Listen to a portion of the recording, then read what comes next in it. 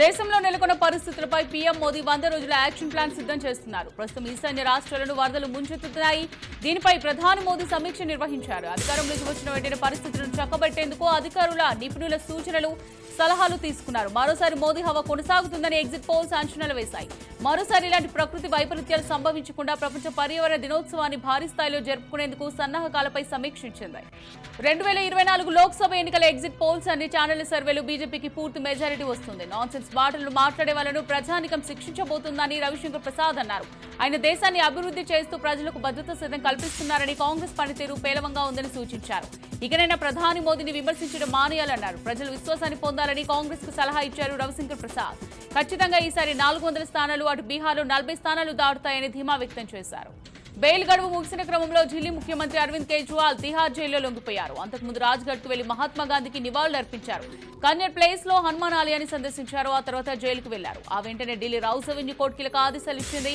ED విజ్ఞప్తి మేరకు June 5వ తేదీ వరకు కేజ్రీవాల్ ని జ్యుడిషియల్ కస్టడీలో ఉంచేందుకు అనుమతినిచ్చింది. కేజ్రీవాల్ లొంగిపోయిన వెంటనే మెజిస్ట్రేట్ ముందు హాజరుపరిచారు.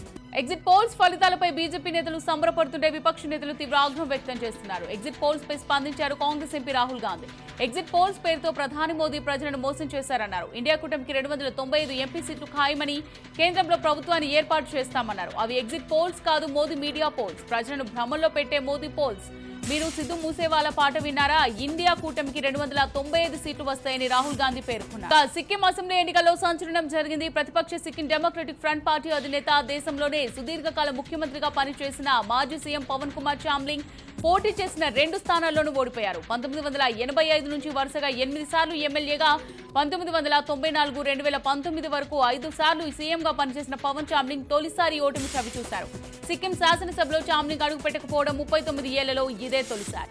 అశ్లీల వీడియోల కేసులో అరెస్ట్ అయిన ప్రజ్వల్ రేవణ సిట్ అధికారుల ప్రశ్నలకు సమాధానం చెప్పకుండా తప్పించుకుంటున్నారు. విచారణకు ఆయన ఏమాత్రం సహకరించడం లేదు.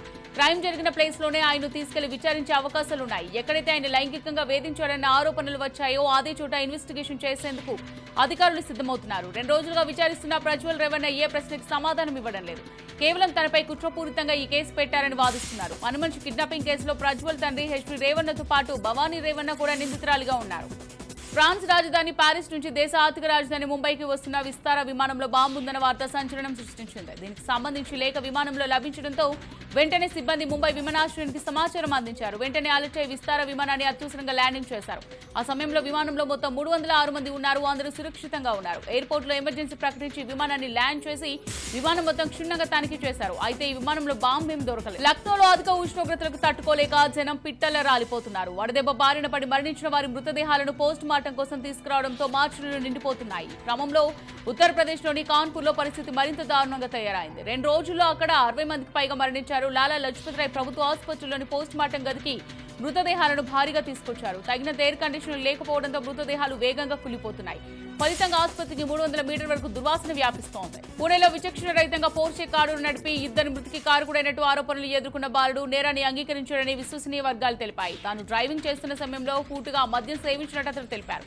జరిగిన సంఘటనలు తనకు పూర్తిగా గుర్తులేవని వెల్లడించారు. మరోవైపు బాలుడు తల్లిదండ్రులకు ఈ నెల 5 వరకు పోలీస్ కస్టడీకి పూణే కోర్టు ఆదేశించింది. ఈ ప్రమాదానికి సంబంధించిన 3 కేసుల దర్యాప్తునకు 100 మంది పోలీసులను నియమించారు. డ్రగ్స్ అక్రమ రవాణాపై పోలీసులు ప్రత్యేక తనిఖీలు చేపట్టారు. 2 స్పెషల్ ఆపరేషన్లలో 6గురిని అరెస్ట్ చేశారు. 150 సబ్బు పెట్టెల్లో ఉంచి రవాణా చేస్తున్న 9.5 కోట్ల విలువైన డ్రగ్స్ ను స్వాధీనం చేసుకున్నారు.